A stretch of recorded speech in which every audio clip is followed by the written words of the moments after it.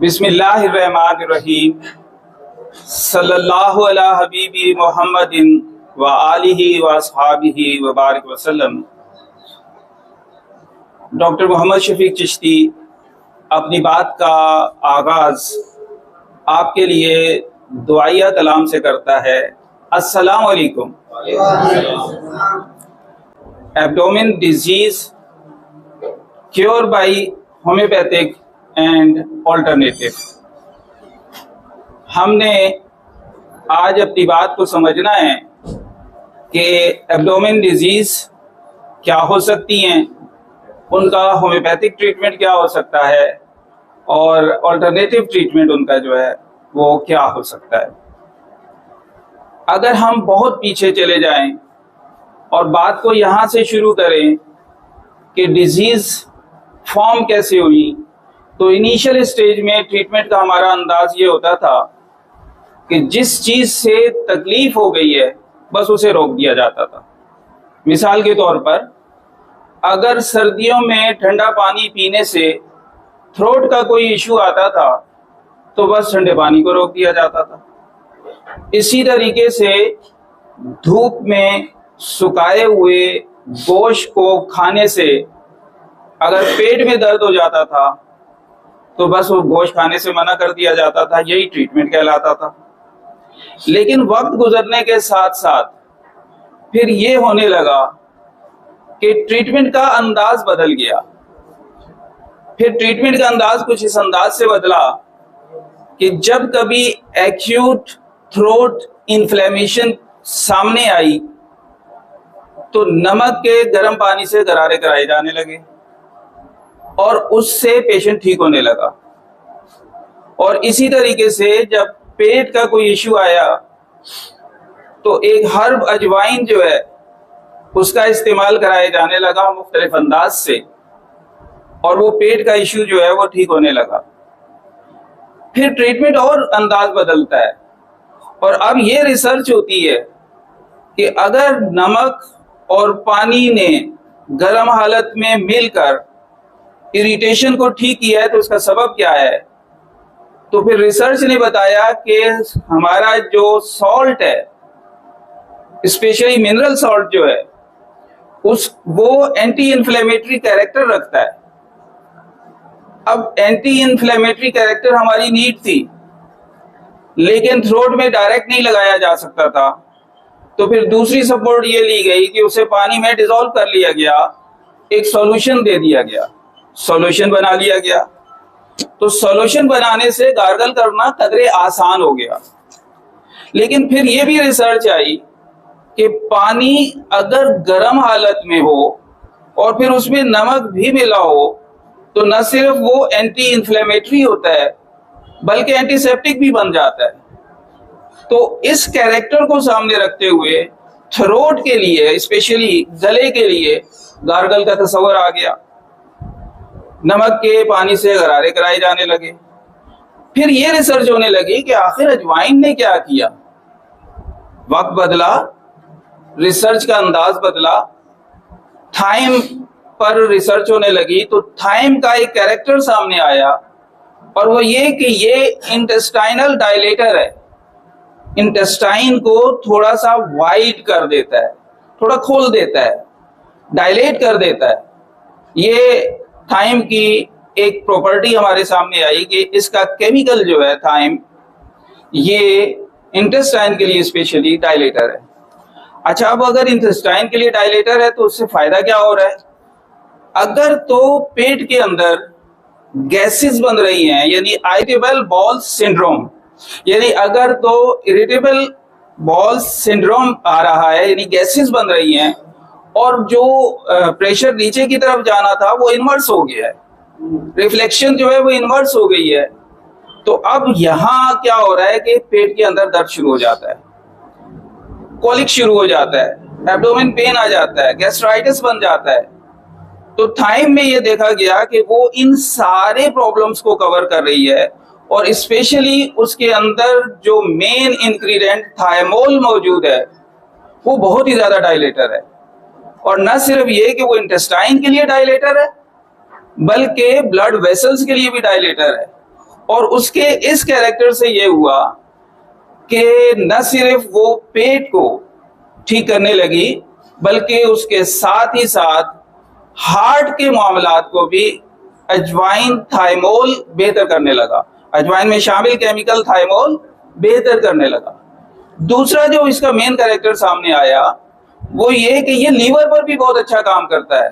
Thymol liver पर भी बहुत अच्छा काम करता है और स्पेशली लीवर को स्टिमुलेट करता है। और लीवर की स्टिमुलेशन से क्या होगा कि लीवर फंक्शन बेहतर हो जाएगा, ओवर नहीं होगा, बेहतर हो जाएगा। और लीवर के फंक्शन बेहतर होने से पूरा आपका जो डाइजेस्टिव सिस्टम है, जीआईटी है, उसका पूरे का पूरा सिस्टम जो है वो नॉर्मल की तरफ जो है वो आना शुरू हो जाता है। तो इस तरीके से ये बात सामने आई कि थाइम ने क्यों ठीक किया। गोश्त खाने से पेट में दर्द हुआ था तो थाइमोल ने क्यों ठीक किया। अब हम बात करते हैं कि होम्योपैथिक में क्या सूरत हाल है।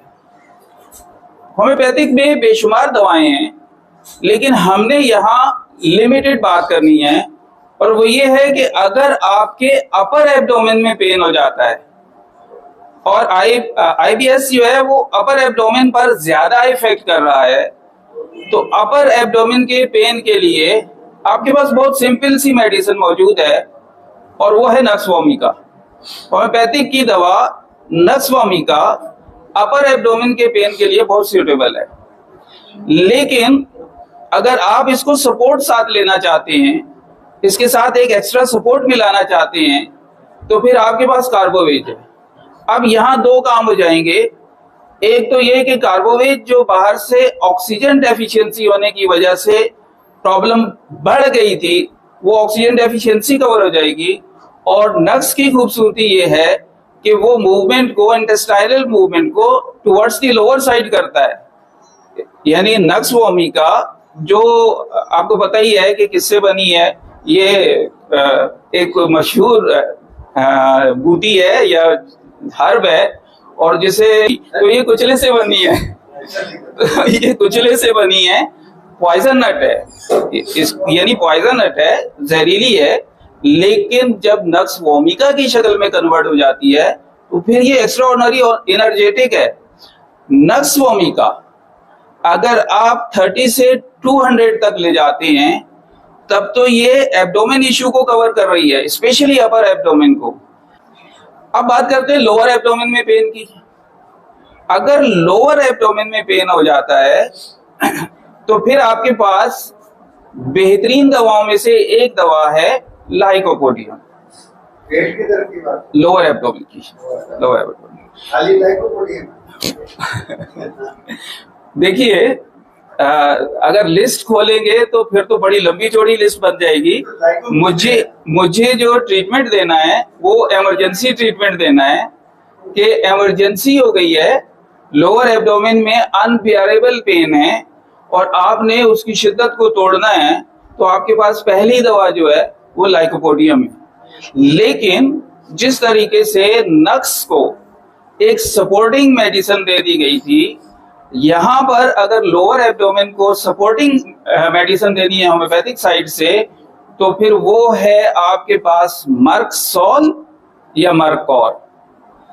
मर्कसोल या मर्कौर जो है लाइकोपोडियम को सपोर्ट दे जाएगी और लोअर एब्डोमेन जैसा भी हो एक दफा तो ठीक कर देगी।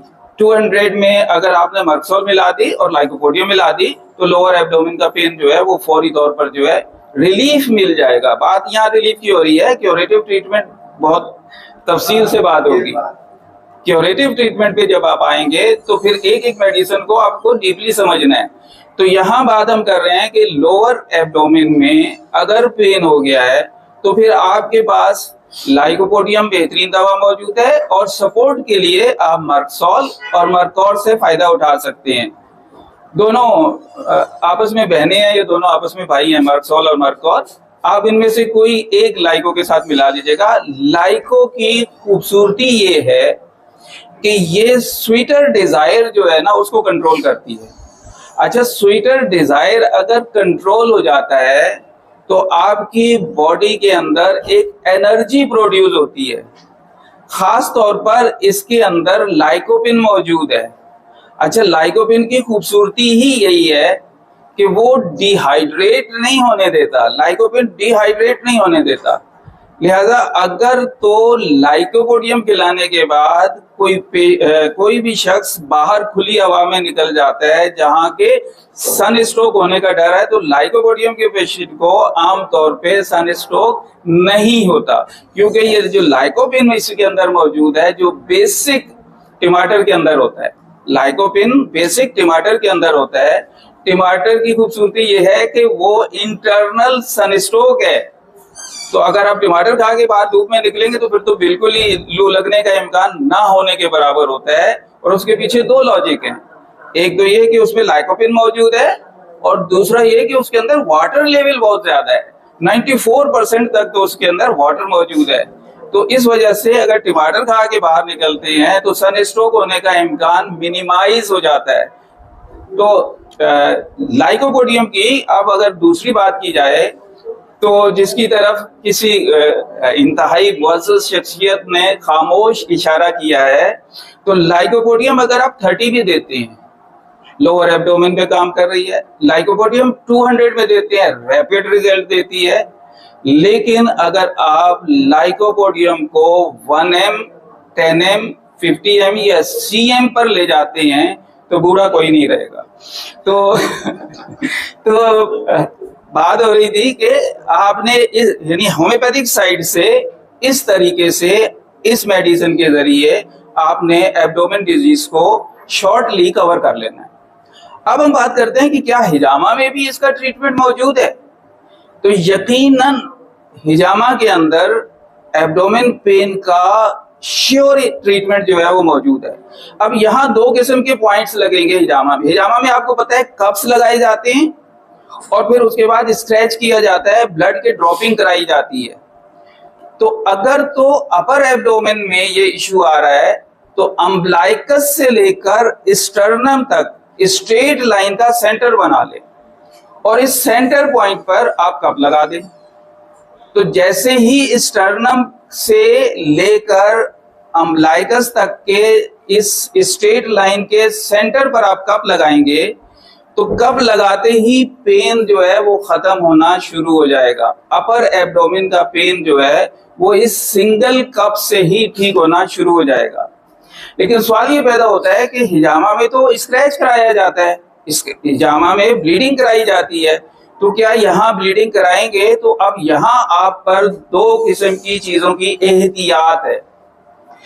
एक एहतियात यह है कि आप पेशेंट की हिस्ट्री जरूर लें और उससे समझ लें कि कहीं ऐसा तो नहीं है कि उसके अंदर जो है वो यूरिन पहले से ही कम आ रहा है, यानी यूरिन उस पेशेंट में जो है एक तरफ अगर वो एब्डोमेन पेन में है, हाइपर एसिडिटी में है, तो दूसरी तरफ उसे यूरिन कम आ रहा है।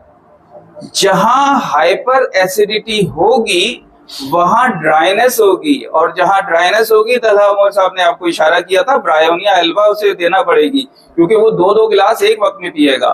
तो बाद हम बात कर रहे थे कि अगर तो पेशेंट में यूरिन कंट्रोल में है, कम है, और वो हाइपर एसिडिटी का पेशेंट है, तो ऐसे पेशेंट को आप कप तो लगाएंगे, स्क्रैच नहीं करेंगे, जिसको हम टर्मिनोलॉजी में कहते हैं ड्राई कपिंग। तो यहाँ ड्राई कप लगेगा, स्क्रैच करने की जरूरत नहीं है, क्योंकि ड्राइनेस पहले ही अंदर बहुत है।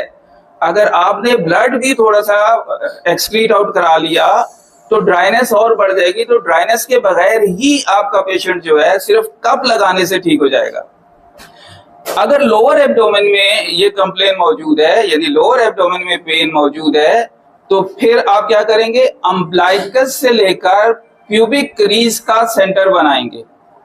अम्बलाइकस से प्यूबिक क्रीज का सेंटर बनाएंगे और सेंटर पर एक कप लगाएंगे।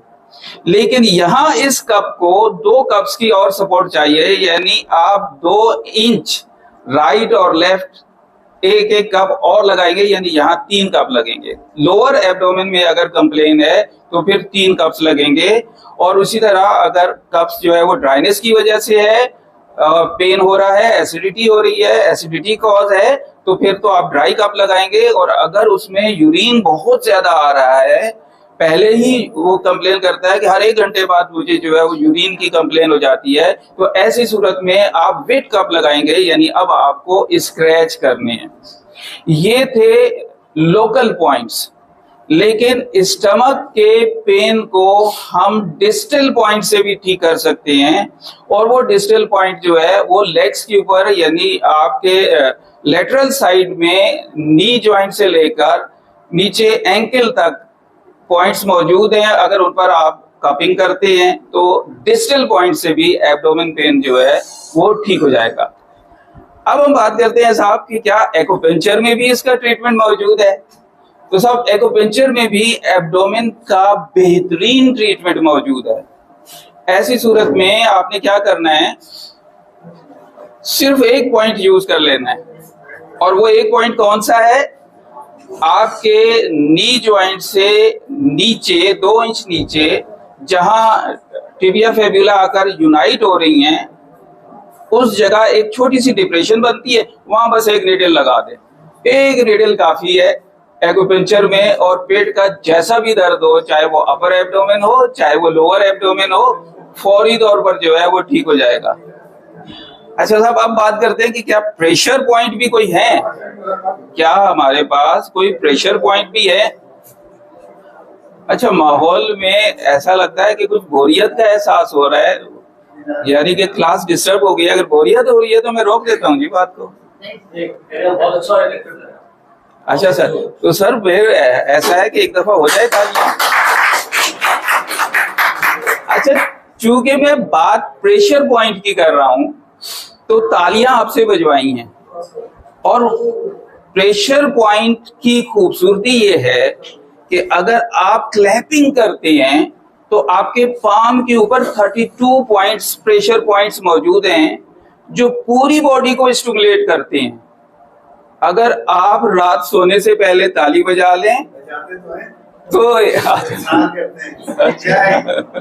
हिसार करते हैं, ताली बजाते हैं। देखिए, इस्लाम की कोई भी अदा आपके लिए उसको जरूरत नहीं है। खालिक़े कायनात ने जितनी अदाएं मखसूस की हैं वो हमारे लिए की हैं, उसको इन अदाओं की जरूरत नहीं है। हम तो नमाज पढ़ते हैं और 5-10 मिनट में फारिग हो जाते हैं, लेकिन उसके पास ऐसी मखलूक मौजूद है जो खड़ी है तो खड़ी है, रुकू में है तो रुकू में है, सजदे में है तो सजदे में है। तो फिर उस जात को हमारे इन जाहिरी झटकों की जरूरत नहीं है। हम इबादत में भी एक्सरसाइज का आंसर लाते हैं, और हमारी रिसर्च भी इसी पर हो रही है। आप रुकू सही करेंगे तो घुटने ठीक होंगे, रुकू सही करेंगे तो कमर सही होगी। भाई, ये तो होनी ही होनी है। असल बात यह है कि आपकी जिम्मेदारी है, आपने करना है। तो दीन की जितनी भी अदाएं हैं वो सारी की सारी हमारी फेवर की हैं। फास्टिंग, फालिज का वो कैंसर का बहुत बड़ा इलाज है। कैंसर के लिए एक नोबेल प्राइज मिल चुका है इस पे कि अगर फास्टिंग की जाए तो कैंसर ठीक हो जाता है। क्यों? कि बॉडी इन्फेक्शियस एरिया को खुद खाना शुरू कर देती है। तो आपको तो रोजे रखाए जा रहे हैं 16-16 घंटे के भी तो खैर वो एक जिम्नी बात आ गई कि दीन की हर अदा में एक राज पोशीदा है, और वो हमारे से रिलेटेड है। तो वो जो बात शुरू हुई थी हिसार से या क्लैपिंग से, तो ये जो 32 पॉइंट्स मौजूद हैं पाम के ऊपर, इनकी स्टिमुलेशन से, तो बात कर रहे थे हम पाम की पाम की बार तालियां बजवाएंगे पॉइंट्स स्टिमुलेट करने हैं। देखिए, आपको जितनी नींद आ रही हो, अगर गैर जरूरी नींद है, मिसाल के तौर पे बैठे बैठे जो है नींद आना शुरू हो गई है, तो आप क्लैपिंग कीजिए, आपकी बॉडी स्टिमुलेट हो जाएगी, नींद गायब हो जाएगी। और अगर आप ये चाहते हैं नींद आए तो फिर क्लैपिंग कीजिए इस इरादे से कि नींद आए तो नींद आ जाएगी। ये क्लैपिंग की खूबसूरती है, ये क्लैपिंग की खूबसूरती है कि आप इसे जिस अंदाज से इस्तेमाल करें उसी अंदाज से इसके अंदर खूबसूरती पैदा हो जाती है। अगर आप चाहते हैं कि किसी की हौसला अफजाई हो तब भी क्लैपिंग बजा लें। चलें जी। बहुत शुक्रिया, बहुत शुक्रिया। मेरे ख्याल में मैं अपनी बात यहीं मुकम्मल कर देता हूँ। अगर कोई क्वेश्चन रिलेटेड है तो मैं हाजिर हूँ। इलाज साहब का जवाब करा दीजिए। कोई क्वेश्चन? सर प्रेशर पॉइंट बताया आप, कौन सा प्रेशर पॉइंट की बात करेंगे? अच्छा। ठीक है जी, वो कह रहे हैं कि एब्डोमेन पेन पे बात चल रही थी और अब प्रेशर पॉइंट के जरिए उसका ट्रीटमेंट करना था। तो देखिए, अगर आप जो मैंने एक्यूपेंचर पॉइंट बताया था, डिस्टल पॉइंट जो ST36 कहलाता है एक्यूपेंचर में, जू शनली चाइनीज इसका नाम रखते हैं। ये बड़ा ही अजीब पॉइंट है। इस पे आप निडल लगाएंगे तो रैपिड रिजल्ट लेंगे, कप लगाएंगे थोड़ी देर से रिजल्ट मिलेगा, थोड़ी देर से, ज्यादा देर से फिर भी नहीं। और अगर आप जस्ट पंपिंग करेंगे, मतलब आपने जो है सिर्फ वहां पर वाइब्रेशन प्रोड्यूस करनी है, जस्ट आप पंपिंग कर रहे हैं, तब भी आपको रिजल्ट मिलेंगे और बेहतरीन रिजल्ट मिलेंगे। और मैंने कहीं कहा था कि हमारी जो दीवारें जो है ना काली कर रखी है कुछ लोगों ने बड़े दावों के साथ, और वो अच्छे खासे मर्द के साथ एक और लफ्ज लगा देते हैं शुरू में। तो वो जो ST36 है, अगर आप उसको डेली स्टिमुलेट करें तो वो लफ्ज खुद ब खुद हट जाएगा। वो लोग भी बेचारे परेशान हो जाएंगे कि बंदे कैसे ठीक हो रहे हैं। तो ये एनर्जी बूस्टिंग पॉइंट भी है। एक तरफ अगर आपका जो है स्टमक के लिए डिस्टल पॉइंट है या एब्डोमेन के लिए डिस्टल पॉइंट है, तो दूसरी तरफ एनर्जेटिक पॉइंट है, स्टिमुलेशन देता है नर्व्स को, डायरेक्ट नर्व्स को, ब्रेन को स्टिमुलेट करता है। ब्रेन के जरिए जहां रिक्वायरमेंट है, मैं उसका नाम खुद से नहीं ले रहा, आप समझ रहे हैं मैं क्या कहना चाह रहा हूँ, तो वहां स्टिमुलेशन दे देता है और उसके नतीजे में आपको नर्व टोनिंग के तौर पर भी ये ST36 जो है वो फायदा देता है। दूसरी बात यह है कि अगर आप पाम के ऊपर देखेंगे, पाम के ऊपर, तो थंब के नीचे जो पॉइंट है, ये थोड़ा सा इसमें एक उभार भी होता है, थोड़ा सा उठा हुआ होता है। ये बेसिक तो एंडोक्राइन्स का पॉइंट है। ये थंब के नीचे जो ये चौड़ा जो हिस्सा है ना, ये वाला, बेसिक तो ये एंडोक्राइन्स पॉइंट है। लेकिन स्टमक या गैस्ट्राइटिस पर भी ये बहुत अच्छा रिजल्ट देता है। इसी तरीके से अगर आप, एक और इमरजेंसी पॉइंट है थंब से इस तरफ, यहाँ पर, ये यानी थंब और फर्स्ट फिंगर के दरमियान एक पॉइंट है जिसको हुकू कहते हैं। हुकू, चाइनीज हुकू इसे कहते हैं, LI4 हुकू। और इसकी खूबी यह है कि ये एनाल्जेसिक पॉइंट है। इस साइड के तो तमाम दर्द ऐसे ठीक करता है, यानी सर में दर्द हो, गर्दन में दर्द हो, नींद आ रही हो, आंखों में भारीपन आ जाए, आप सिंपल इसको स्टिमुलेशन दें, ऐसे ठीक करेगा, ऐसे ठीक करेगा, नहीं ऐसे ठीक करेगा। तो इस तरीके से सर, अगर आपकी तसल्ली हो गई तो ठीक, वरना एक और था इमरजेंसी पॉइंट, आपने कहा आपकी तसल्ली होगी, बहुत शुक्रिया।